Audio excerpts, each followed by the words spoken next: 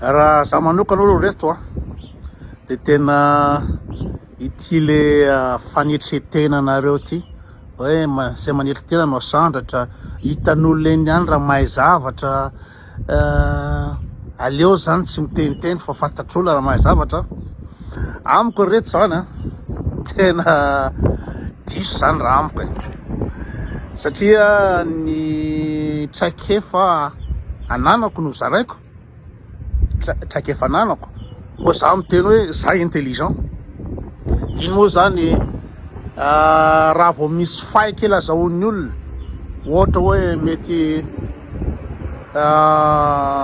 manompa olona na hoe tsy haiko inona zavatra ataoko de tonga foana ny mpanafika hoe tena zao ve ny olona intelligent zao ve ny olona intelligent nefa na de tsotra hoe ny intelligence efa mipetraka iny tsy azo kitihana intsony fa efa atokisana efa mijanona iny satria zao ahoana moa ny ahafahan'ny olona anankiray tsy intelligent afaka miteny 5 langues ohatra 5 langues manoratra sy miteny impeccable io tsy miteny fitenteny fahatany fa raha ohatra ka hiasa amina hôtel 5 étoiles ianao amin'ny réception amin'ny accueil mandefa email miresaka aman'olona ka raha ohatra diso zavatra teneninao na manoratra zavatra anao 10 be daholo zavatra soratanao tsisy hôtely anaiky an'izany ho manoratra email anankiray ianao na taratasy anankiray ka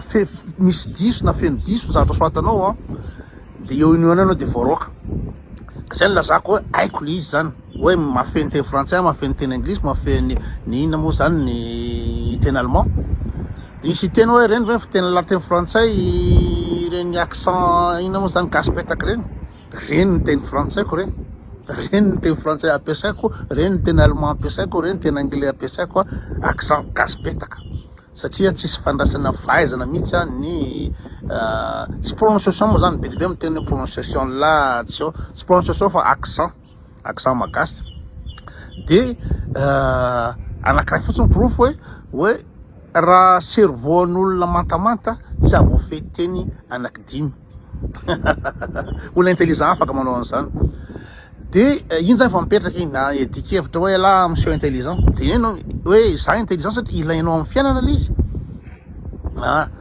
de hitako am'ireo zanako reo niresaka tamin'ny Pablo maly de nalaiko vidéo izy andeha ody igny satria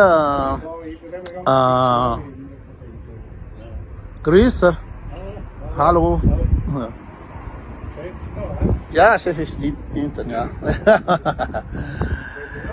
de ina moa zany de jereko le vidéo an'ny Pablo satria le ry anao examen le ry amin'ny examen na master le ry amin'ny larobia zao de nanotaniko hoe ahoana tsy miomana akory la anao examen losa la taty a Suisse nirevitra taty a Suisse taty de lana efa anao examen amin'ny larobia de famalin'ny Pablo de tena sûr ny tenany tena izy fa intelligent tena izy fa mahay tsisy dikany io na firy ny candidat on izy tsisy dikany amiko de ahoana zany ve vita lala izy Pablo zavatra efa nitranga ankesana izy lery na tany Los Angeles ozy firy ny ankizy tany tamin'ny master na taty a France taty tonga amin'ny examen tita vita ateriko any de jerevinareo am'izany zany sur ny tenany izy hoe intelligent sur ny tenany Pablo intelligent de en plus n'izany afaka mirehire izy hoe intelligent de rehefa ohatra anao ka afaka mirehire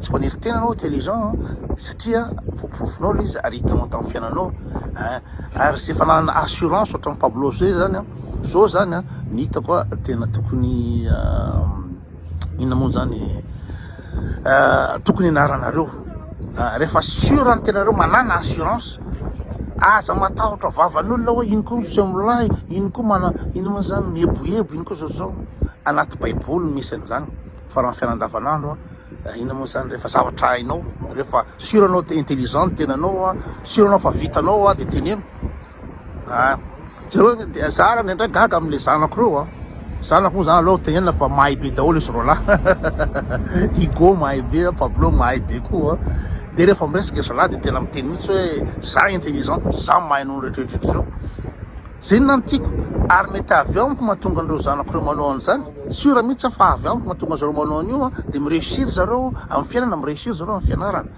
zareo nge zavatra tenin'ny Pablo zay atao anaty raha le rian'de olona any à Paris anao examen izy a fa tena surany tena zareo nge Si je veux, je le finis en 1 heure.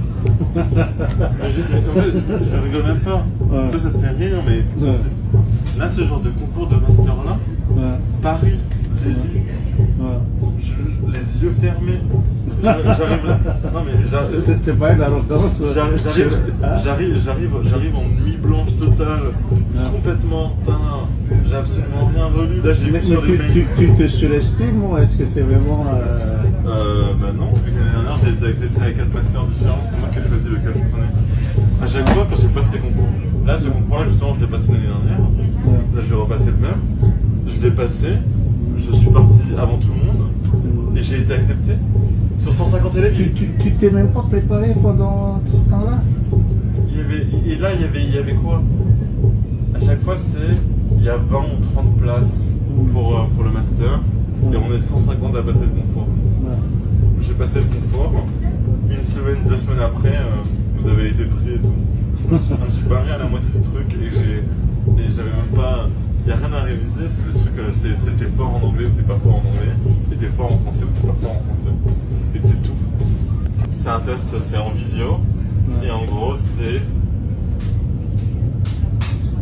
La première heure, tu dois traduire un texte anglais à français. La deuxième heure, tu dois traduire un texte français à anglais. La troisième heure, tu as un texte gigalong en français et tu dois le résumer. Il y a un texte de, je sais pas, 500 mots et tu dois résumer en 50 ou 100 mots. Et l'année dernière, quand je l'ai fait, j'étais littéralement, c'était une fin de soirée, j'étais allongé sur mon, j'étais à peine réveillé, j'ai ouvert la tablette, j'ai fait les 2 trucs en 2 secondes et j'ai été accepté à ce master. Ça veut dire que tous les autres, là c'est fort. Ils sont tellement nuls. Je sais pas comment c'est possible. Je fais aucun effort pour ça. Parce qu'en fait, c'est ça justement qui m'a rendu compte. Mais ce qui est bizarre, c'est que pour un concours, tu dois quand même te préparer. Sauf qu'on peut pas se préparer. Parce que là, par exemple, quand je vais arriver mercredi, c'est un texte aléatoire.